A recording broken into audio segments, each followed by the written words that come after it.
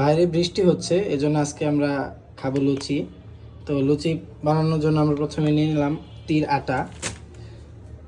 তো এখানে দেখতে পাচ্ছেন আমরা ডোটা বানিয়ে ফেলেছি। তো ডোতে দেওয়া হয়েছে নুন,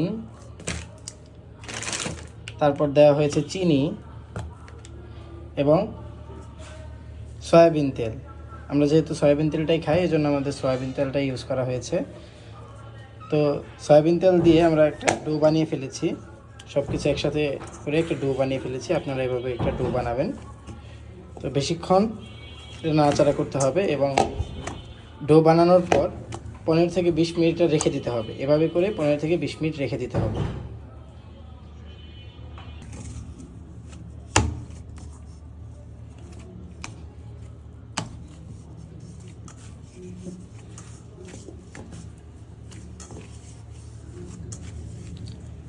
তো আজকে আমাদের বাসায় কারেন্ট নাই।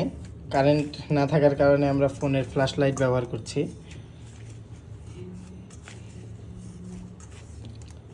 আপনারা কিন্তু চাইলে এভাবে করে লুচি বানাতে পারেন খুব সহজেই। লুচি বানানো খুব একটা কঠিন না, খুব সহজে আপনারা লুচি বানাতে পারেন। ডোটা লম্বা করে নিলাম যাতে ভাগ করতে সুবিধা হয়।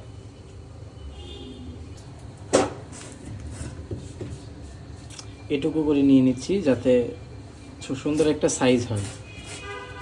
এভাবে করে গোল বানিয়ে নিচ্ছি। এই ডোটা সুন্দর গোল হয়ে গেল।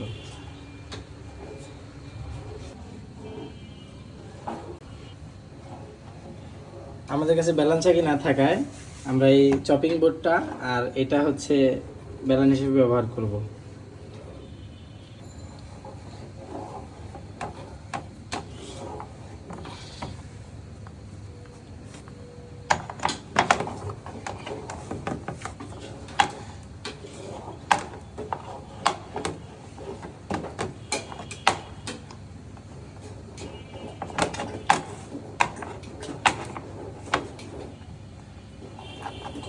আমাদের সাইজটা গোল হচ্ছে না, কারণ আমি খুব একটা ভালো পারি না কীভাবে করে গোল করে।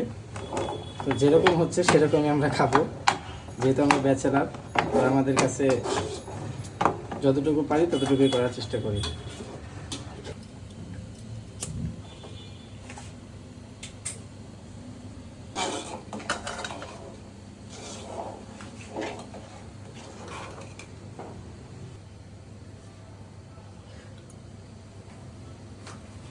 এদিকে তেল গরম হচ্ছে আর এদিকে লুচিটা বেলানি হচ্ছে, আর এদিকে মাংস।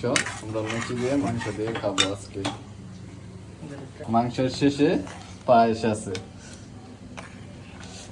কি স্বাদ! এখন লুচিটা আমরা তেলে ছেড়ে দেব।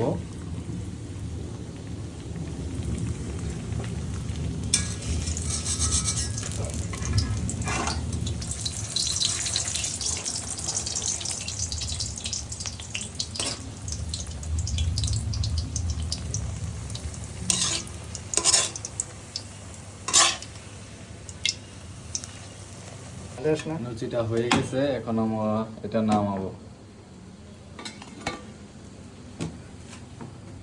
দেখেন, দেখতে থাকেন।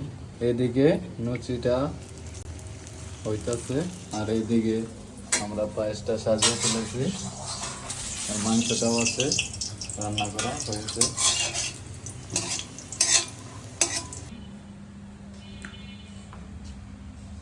এসবের কি প্রয়োজন ছিল?